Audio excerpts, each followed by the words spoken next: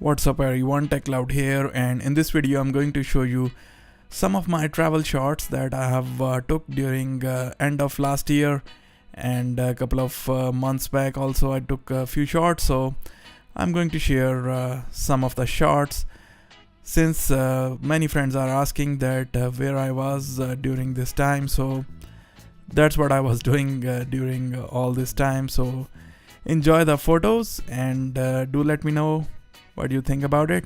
I will also share my photography professional equipment in some other video. Although I know no equipment and gear can make anyone a better photographer, but at least it will show that how serious am I about my photography and what kind of equipment I have and what kind of knowledge and skill I possess. I wish I can also share the portrait work from my home studio, but for obvious reason I cannot share that work on YouTube. So enjoy rest of the video and I won't bother you till the end of the video. And make sure you watch the video till the end. Believe me, you won't get disappointed.